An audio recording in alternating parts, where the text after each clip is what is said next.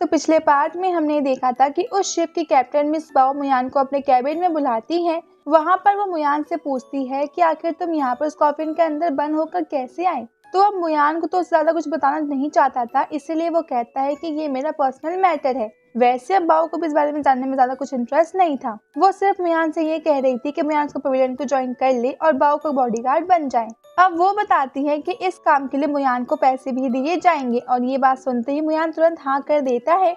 अब इस पार्ट की स्टार्टिंग पिछले पार्ट के आगे से ही होती है। मुयान उससे कह रहा था कि मुझे कोई फर्क नहीं पड़ता कि मुझे कितनी पेमेंट मिलेगी, लेकिन मैं तुम्हारे साथ काम जरूर करना पसंद करूंगा, क्योंकि वैसे भी मेरे पास जाने की कोई जगह नहीं है और तुमने मेरी जान बचाई थी, तो उसके लिए मैंने अभी भी तुम्हें थैंक यू नहीं कहा है और अब इस चीज से अच्छा थैंक यू कहने का और कोई रास्ता तो हो ही नहीं सकता, इसीलिए मुझे ये काम मंजूर है। अब ये बात सुनकर बाओ बहुत ज्यादा खुश हो जाती है और कहने लगती है कि ये तो बहुत अच्छी बात है। लेकिन अब मुयान कहने लगता है कि देखो ये सब तो ठीक है, लेकिन मुझे वो लोग बिल्कुल पसंद नहीं जो मुझ पर चिल्लाते हैं और मुझे सर्वेंट की तरह ट्रीट करते हैं, और अगर मैं यहाँ पे काम करूंगा तो भी लोग मुझे सर्वेंट ही समझेंगे, इसलिए मैं तुम्हारा बॉडीगार्ड बन सकता हूँ। इस चीज से बाओ को कोई दिक्कत नहीं थी और फिर वो हाँ करने ही वाली थी कि तभी जहाज पूरी तरीके से हिलने लगती है। ये देखते हुए मिस तुरंत ही आई जिंग को चिल्लाती है कि जिंग। बाद आई जिंग वहाँ पर आकर बताती है कि शायद जहाज किसी बड़ी सी चीज से टकरा गई है, हमें बाहर कुछ भी समझ नहीं आ रहा, आपको बाहर आकर सिचुएशन को देखना चाहिए। इतना कहकर वो तो तुरंत ही वहाँ से बाहर भाग गई थी। अब मुयान थोड़ा सा आगे बढ़ता है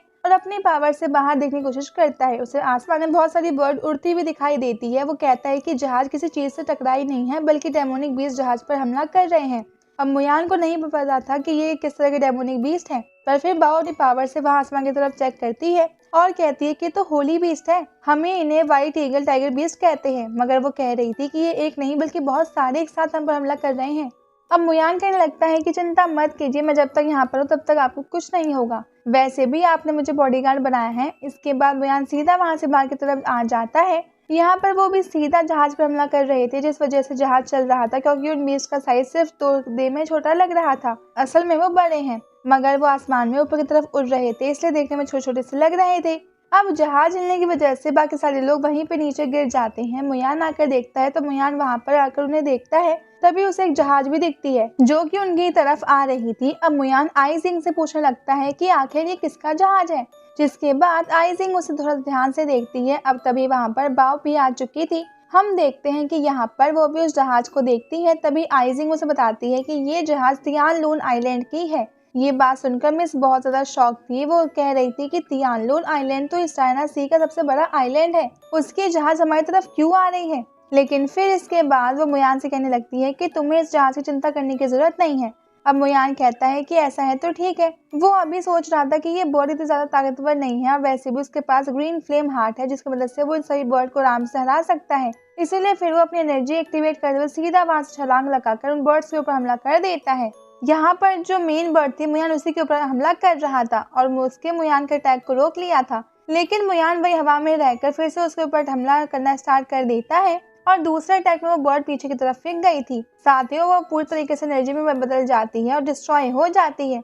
अब अपने बॉस का बदला लेने के लिए वो सभी बर्ड्स मुयान पर हमला करने वाली थी और मुयान यहाँ वापस से जहाज पर आ चुका था, इसलिए वो तीनों बर्ड्स अभी जहाज की तरफ ही आगे बढ़ रही थी। तभी उनके ऊपर कोई हमला कर देता है। मुयान और बाकी सब देखते हैं कि असल में ये हमला उस दूसरे जहाज के ऊपर से एक लड़के ने किया है और इसके बाद वो लड़का उन तीनों बर्ड्स को अपने एक अटैक से खत्म करते हुए इनकी जहाज पर आ जाता है।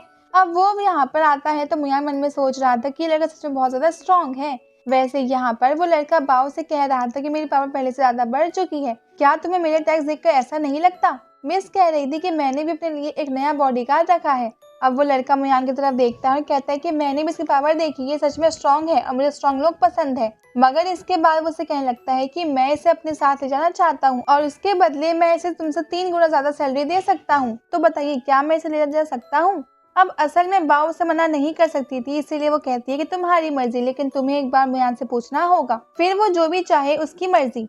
इसके बाद अब लड़का मुयान की तरफ आगे बढ़ता है और उससे पूछता है कि बताओ क्या तुम मेरे साथ चलना पसंद करोगे। तो इस पर मुयान एक सेकंड भी नहीं सोचता और बिना सोचे समझे कह देता है कि मुझे माफ करना, लेकिन मैं तुम्हारे साथ नहीं चल सकता, क्योंकि मिस बाओ ने मेरी जान बचाई है और इसके बदले मैं किसी भी कीमत को बड़ा नहीं मानता। मैंने उनसे प्रॉमिस किया है कि मैं उनका बॉडीगार्ड बनूंगा, इसलिए मैं अब वही काम करूंगा जो मुझे पसंद है। ये बात सुनकर वो लड़का बहुत ज्यादा शॉक था। वो कहता है कि अरे वाह, क्या तुम सच में श्योर हो। इस पर मुयान कहता है कि हाँ बिल्कुल। वैसे मुयान की बात सुनकर आइजिंग और बाओ दोनों ही बहुत ज्यादा शॉक लग रहे थे।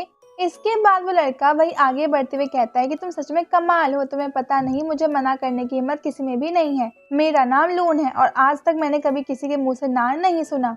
अब मुयान तुरंत कहने लगता है कि मुझे पता है इसका कारण, दरअसल तुमने अभी तक किसी के मुंह से ना इसलिए नहीं सुना क्योंकि अभी तक तुम मुझसे नहीं मिले थे।